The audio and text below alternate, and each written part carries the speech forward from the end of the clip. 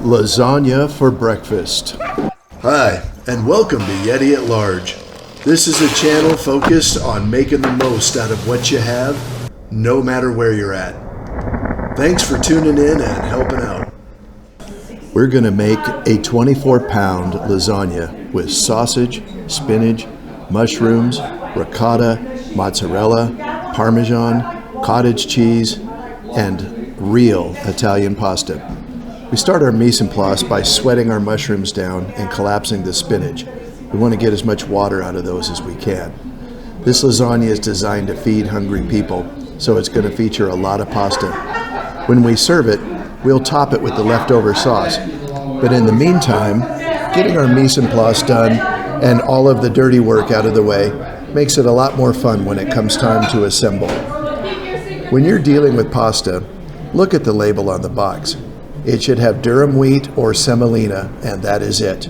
Water and semolina is pasta.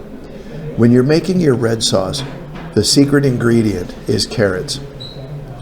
It gives it that wonderful coral color, not just a dark red, and it adds a little sweetness to it. Since we're kind of making a breakfast lasagna, we're not worried about being 100% out of the garden organic, so I have canned carrots off the shelf that are going to work great.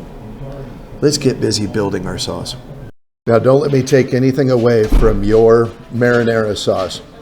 Today we're going to use fresh tomatoes, fresh onion, we're going to use some canned tomatoes and some dried onion, herbs and spices, and can anybody spot the garlic?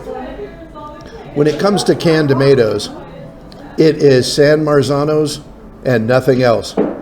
These are the king. But the point is, it's a simple sauce, and if you use what you have what you need. I begin in a very large stock pot by sweating the lean sausage with the fresh and dried onion, the oregano, the basil, the paprika, salt and pepper, and the garlic. I break up that sausage because I want it fully mixed into the sauce before I add any of the canned tomato, carrot, and other products. People have strong feelings about marinara sauce. Some people tell you it has to simmer for hours. I don't agree with that. This is a country sauce and it's very simple. Once all the ingredients from that first step are fully cooked, lightly puree your tomato and carrots and go ahead and add them to the sauce. I like this tall stock pot because the splashing keeps to a minimum. We keep it covered because I want to keep this sauce pretty runny for lasagna. I'll adjust one more time with a little salt, and I'll add a little more pepper for balance. When I adjust my pepper grinder, I always go with a fine grind. Coarse pepper is nasty, especially when it gets caught in your teeth. And if you've been watching this channel for any length of time, you know we're huge fans of the Flatiron Chili Pepper Company, and a little bit of pepper flakes and a good sausage marinara. Moving to our cheese layer, we're going to use about 5 eggs, which is a lot, but this is a big lasagna. We already got our ground Parmesan in the bowl. We've sweat our mushrooms, and we've really squeezed the water out of our spinach. Now I prefer to use a low-fat cottage cheese, a low-fat ricotta or skim milk ricotta, and a part skim milk mozzarella. I don't want all that oil coming to the top of the lasagna. These are good products. That gets us a quattro formaggi. So there's our cheese layer all mixed up. And you can see you can adjust, eyeball it. Doesn't need to be super exact. Added a little salt and pepper. Here's our red sauce all ready to go. Let's build a lasagna.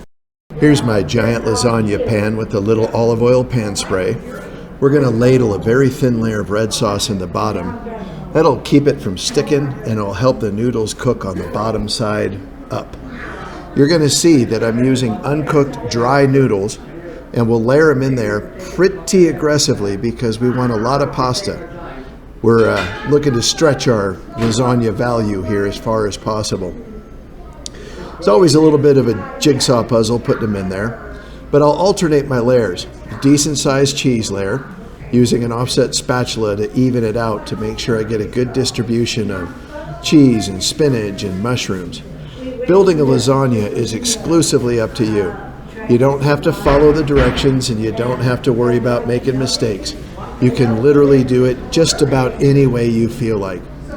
I will caution you, if you're going to make a vegetable style lasagna, which are very popular and extremely delicious, it's going to seem counterintuitive that you need to sweat or reduce as much moisture out of the vegetables, but you still need a runny marinara sauce to cook the pasta. By removing the extra water from the vegetables, you concentrate the flavors and the colors, and it adds a lot more complexity, but then leaving the marinara runny allows the pasta to pull that moisture out and cook to a nice al dente state. This layer is looking pretty good, so I think we're about to keep building up. We got a long way to go. You're going to notice I'm using two different kinds of pasta because I'm trying to use up stuff in the pantry. For the meat layer, I'll go pretty aggressive, but I'm also going to be careful that I get everything distributed evenly. I don't want to shortchange somebody on their slice of the lasagna. It was surprising to me too.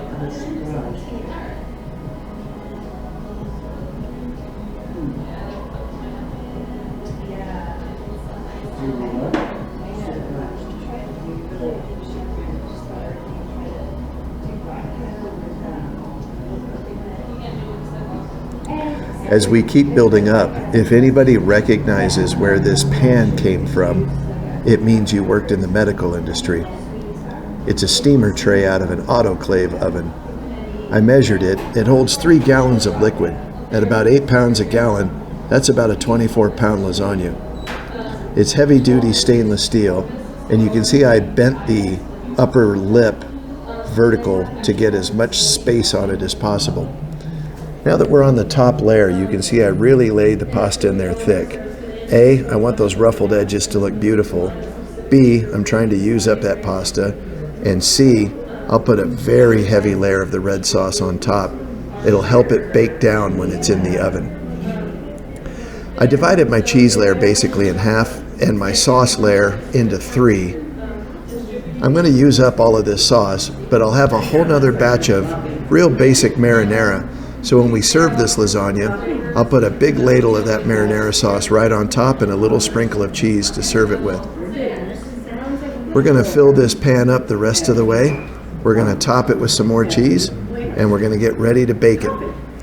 Since this lasagna weighs about 24 pounds, I'm estimating about 7.5 minutes in a 350-degree oven per pound. If you're baking a smaller lasagna, that'd be about a minimum of 45 minutes. But at this point, I want to get it to about 200 degrees in the center. She's ready to go in the oven. I've got a double layer of foil with a triple layer of plastic wrap. I want it to seal up nice because I don't want any moisture getting out. And after 3 hours, that's looking pretty good. Be careful lifting this thing. It's heavy and it's hot. You could get burnt. I use my digital thermometer to see what the temperature is in the exact center of the lasagna. I see about 205, so we're good. Use a paring knife to release the edges while it's hot. Make it a lot easier to portion it out. A lot of this is going to get cut into individual portions and put in the freezer. But we're going to live on lasagna for about 3 days, including breakfast. Make lasagna your way. This is just one example of how to do it. Thank you for tuning in. Please like, subscribe, leave a comment down below. And if you want more information on any food-related item we featured here, send me an email. I'll be glad to talk to you about it.